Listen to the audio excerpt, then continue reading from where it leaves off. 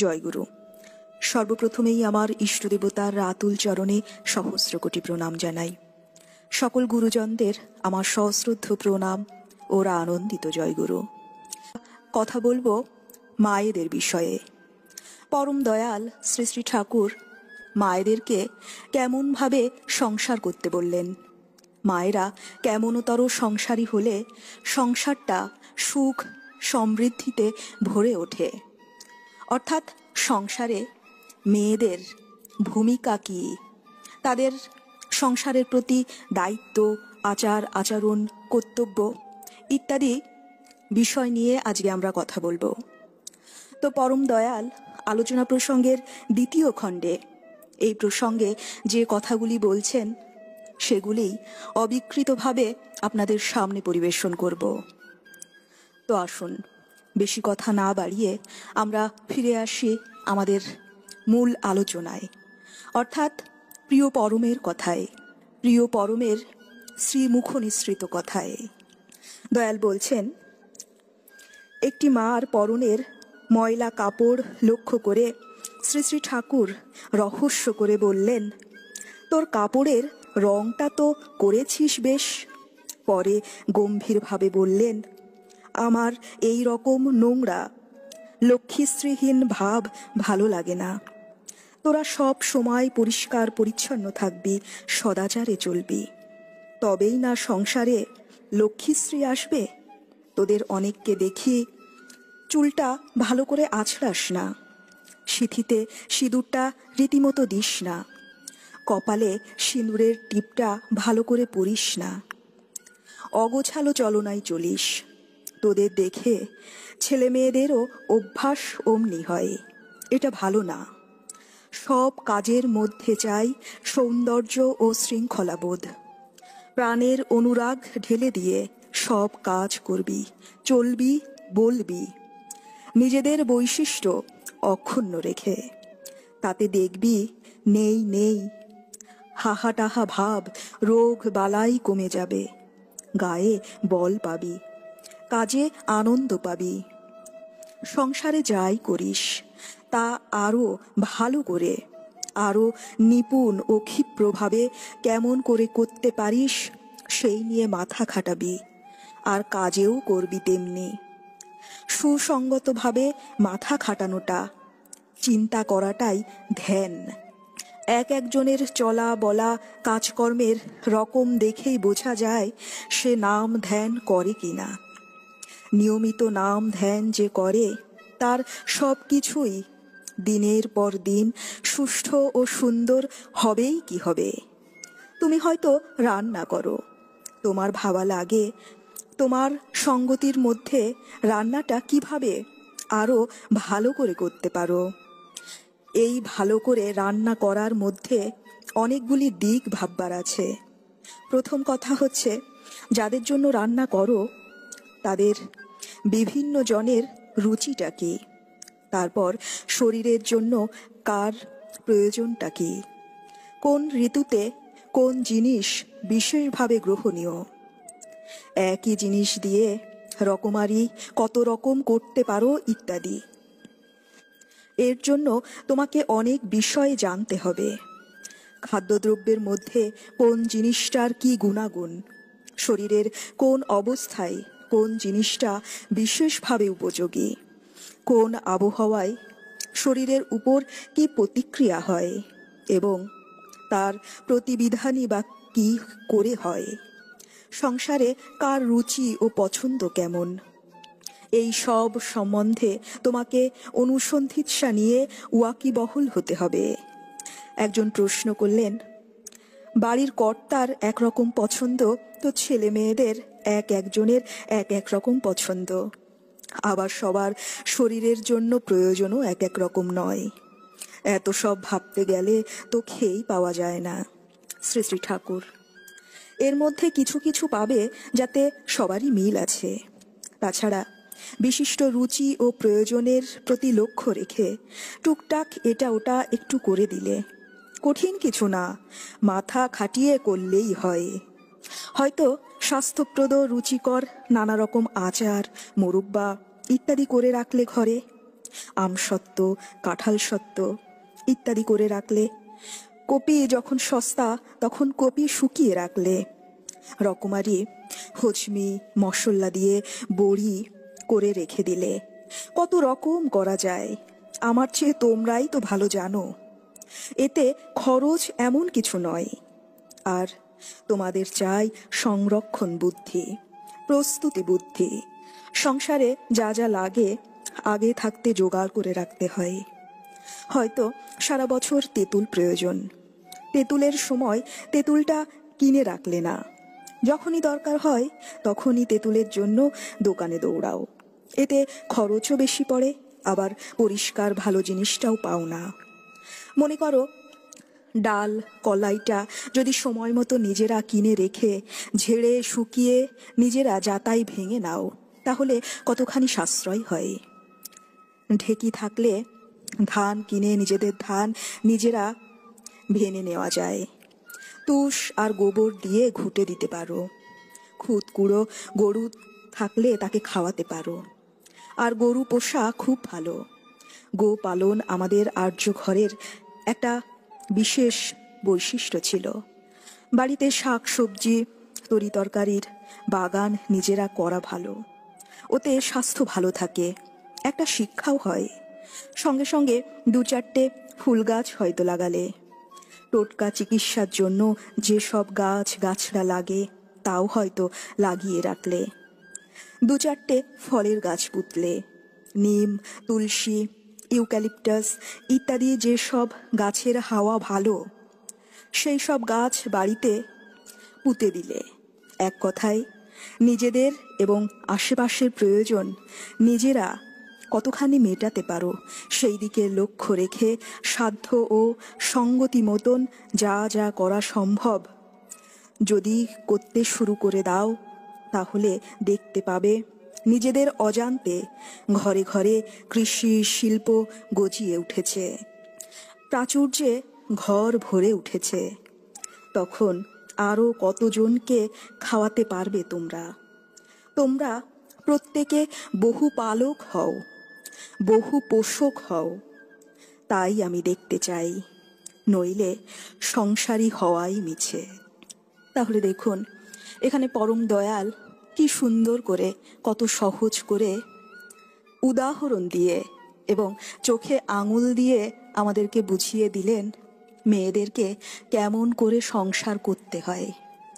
আমরা দিন রাত হা হুতাশ করি যে আমাদের সংসারে সুখ সমৃদ্ধি নেই, রোগ বালাই লেগেই থাকে। কিন্তু কি জন্য যে সুখ সমৃদ্ধি নেই, রোগ বালাই অশান্তি পিছু ছাড়ে না, সেটা কিন্তু আমরা খুব একটা খতিয়ে দেখি না। কিন্তু আমরা তো পরম দয়ালের রাতুল চরণের সান্নিধ্যে এসেছি, আমরা তো প্রিয় পরমকে পেয়েছি। আর পরম পিতা এমন কিছুই নেই যা আমাদেরকে বুঝিয়ে বলে দিয়ে যাননি। তাই আমরা যদি একটু নিজেরা বিচার করি তাহলেই আমরা বুঝতে পারবো আমরা মায়েরা সংসারটা কিন্তু পরম পিতা যেভাবে বলে দিলেন সেইভাবে কিন্তু আমরা করি না। আমরা করি, করতে হবে তাই করি, করতে করতে বিরক্ত হয়ে যাই, তাচ্ছিল্যের সাথে করি। তাই আমাদের সংসারে সেই লক্ষ্মীশ্রী থাকে না, অর্থাৎ আমাদের সংসার সেই সুখ সমৃদ্ধিতে ভরে ওঠে না। সব কিছুর মধ্যেই কেমন যেন হাহাকার লুকিয়ে থাকে। তাই আসুন আমরা আমাদের না পারা নিয়ে আর বেশি না ভেবে প্রিয় পরম আমাদেরকে যে পথ দেখিয়ে দিলেন, যেভাবে চলতে বলছেন, সেই পথে আমরা যেন আজ থেকেই, এই মুহূর্ত থেকেই হাঁটতে শুরু করি। তাহলে পরম দয়াল যে কথাগুলি বললেন তার থেকে আমরা 5টি বিষয় পেলাম যে সংসারে চলতে গেলে মায়েদেরকে এই 5টি বিষয় যদি তারা খেয়াল রাখে, তারা সচেতন হয়, তাহলে তাদের সংসারটি সুখের সংসার হয়ে উঠতে পারে। প্রথম পরম দয়াল যে বিষয়টি বললেন সেটি হলো মেয়েদের পরিষ্কার পরিচ্ছন্ন থাকা, অর্থাৎ সদাচারী হয়ে চলা। পরম দয়াল কিন্তু একদমই পছন্দ করতেন না মেয়েদের এই আলু থালু লক্ষ্মীশ্রীহীন ভাব। পরম দয়াল সবসময় বলতেন, তোমার পরনের কাপড়টি যদি ছেঁড়াও থাকে তাতে ক্ষতি নেই, কিন্তু কাপড়টি যেন পরিষ্কার পরিচ্ছন্ন থাকে, সাদা ধবধবে থাকে। অর্থাৎ সেই কাপড়টি ছেঁড়া হলেও সেটিকে পরিষ্কার পরিচ্ছন্ন করে যেন পাট পাট করে আমি আমার শরীরে ধারণ করতে পারি। তাই মেয়েদের সংসার করতে গেলে তাদের বিশেষ প্রধান একটি গুণ হলো সদাচারী হওয়া, পরিষ্কার পরিচ্ছন্ন হওয়া। আর যে দ্বিতীয় গুণটির কথা বললেন সেটি হলো মেয়েদের সৌন্দর্য ও শৃঙ্খলাবোধ। অর্থাৎ সংসারে মায়েদেরকে সব সময় হিসাব করে চলতে হয়, সব সময় এটা খেয়াল রাখতে হয় যে যে কাজটি আমি করছি সেই কাজটি যেন সুন্দরভাবে গুছিয়ে করতে পারি। আর এই খেয়ালটা যদি সব সময় থাকে, প্রত্যেকটা কাজের মধ্যে থাকে, তাহলেই কিন্তু আমরা দিনের শেষে দেখতে পাবো যে আমাদের প্রত্যেকটা কাজ কেমন গোছানো হয়েছে। এবং এইভাবে চলতে চলতে আমার স্বভাবের মধ্যেও কিন্তু ওই শৃঙ্খলা বোধ, ওই সৌন্দর্য বোধ একদম নিহিত হয়ে যাবে। তাই পরম দয়াল বলছেন যে এই বিষয়ে খুব সচেতন থাকতে হয়, আর প্রত্যেকটা সময়ই এই হিসেবটা করে চলতে হয় যে আমি সংসারে এই জিনিসটা কোথায় গুছিয়ে রাখলে সেটা আরো বেশি সুন্দর লাগবে। অর্থাৎ আমার সংসারের রান্নাঘরের প্রত্যেকটা জিনিস আমি কিভাবে সাজিয়ে রাখবো, যখন আমি যেটা চাই তখনই যেন আমি হাতের কাছে সেটা পেতে পারি। আবার আমার ঠাকুর ঘরটা কেমন ভাবে গোছানো থাকবে, আমার শোয়ার ঘরটা কেমন ভাবে গোছানো থাকবে, দুটো লোক বাড়িতে আসলে আমি তাকে কোথায় বসতে দেব, ইত্যাদি সব বিষয়ে যেন আমরা সচেতন থাকি। আর এই একটু একটু করে করার অভ্যাসেই আমাদের চরিত্রের মধ্যেই এই সৌন্দর্যবোধ এবং শৃঙ্খলা বোধ যেন আষ্টে পিষ্টে থেকে যায়, রয়ে যায়। পরম দয়াল আমাদেরকে সেই অভ্যাসই করে নিতে বলছেন। আর তৃতীয় যে বিষয়ে দয়াল খেয়াল রাখতে বলছেন সেটি হলো ভীষণ গুরুত্বপূর্ণ একটি বিষয়। কারণ আমরা মায়েরা আমাদের পরিবারের ছোট থেকে বড় সকলের জন্যই খাবার প্রস্তুত করি। সেই খাবার খেয়ে তারা দিন অতিবাহিত করেন এবং আমরা সকলেই চাই যে সকলেই যেন সুস্থ থাকে। তো এই জন্য প্রয়োজন যে কি খাবার খেলে, কোন ধরনের খাবার খেলে তারা সুস্থ থাকবেন, আবার কোন খাবারটা তাদের রুচিসম্মত হবে, কোন তিথিতে কোন খাবার খেতে হয়, কোন আবহাওয়ায় কোন খাবার খেতে হয়, কোন শারীরিক অবস্থায় কোন খাবারটা দিলে তার শরীর সুস্থ হয়ে উঠবে, ইত্যাদি সমস্ত বিষয়ে খেয়াল রাখতে হয়। এই বিষয়গুলোতে যদি আমরা খেয়াল রাখতে পারি তাহলে পরিবারের সকলে মিলে সকলে সুস্থ থেকে আমাদের পরিবার কিন্তু আরো সুন্দর সমৃদ্ধির পথে এগিয়ে যেতে পারে। সুখ সমৃদ্ধির মূল কথাই হলো স্বাস্থ্য। সেখানে স্বাস্থ্য যদি ভালো না থাকে তাহলে সব কিছুই কিন্তু পিছনে পড়ে থাকে। তাই মায়েদের এখানে কিন্তু অত্যন্ত গুরুত্বপূর্ণ ভূমিকা। আপনি যে খাবারটা রান্না করছেন সকলের জন্য, সেই খাবার যেন সকলের রুচিসম্মত হয় এবং স্বাস্থ্যপ্রদ হয়।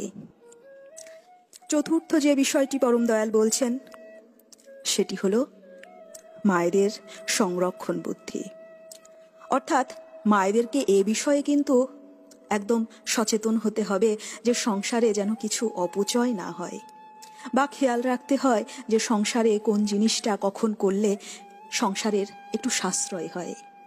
দয়াল দেখুন কি সুন্দর করে বলছেন যে আমাদের সারা বছর যদি তেঁতুলের প্রয়োজন হয়, তাহলে যে সময় ভালো তেঁতুল পাওয়া যায়, তেঁতুলের দাম কম থাকে, তখন আমরা যদি তেঁতুল সংগ্রহ করে রাখতে পারি তাহলে সারা বছর তেঁতুলের জন্য আর দোকানে দৌড়াতে হয় না।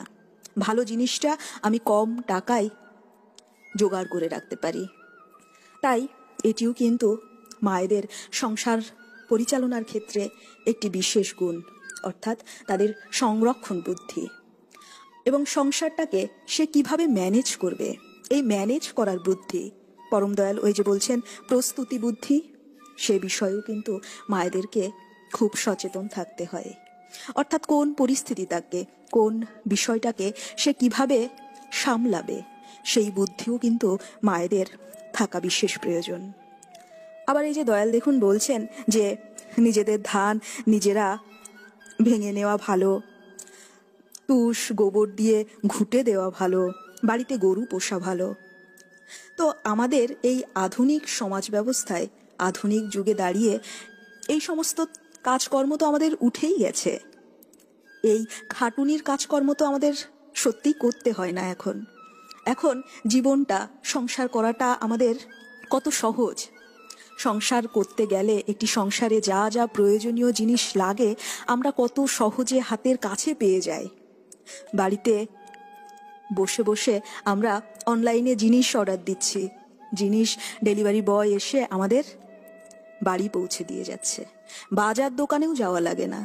কিন্তু দেখুন টেকনোলজি কত উন্নত হয়েছে, আমাদের প্রয়োজনীয় জিনিস কত সহজে আমরা হাতের কাছে পেয়ে যাচ্ছি, কিন্তু তারপরেও আমাদের সমস্যা জানি মেটে না, সংসারের কাজ শেষ হয় না, সংসার গুছিয়ে করতে পারি না। এর কারণ কি?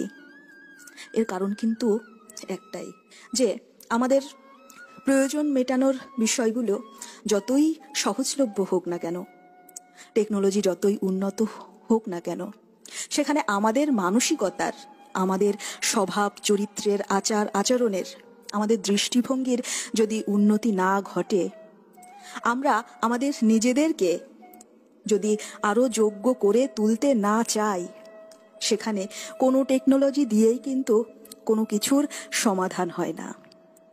অর্থাৎ সুষ্ঠুভাবে সুন্দরভাবে কোনো কাজ করতে গেলে আমাকে যোগ্য হতে হবে, কাজটা সুন্দর করে সুশৃঙ্খলভাবে করতে হবে।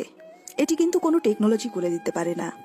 এটি করতে পারে আমার মানসিকতা, আমার করার ইচ্ছাটা, এবং শুধু ইচ্ছাই নয়, সেই ইচ্ছাকে বাস্তবায়িত করা।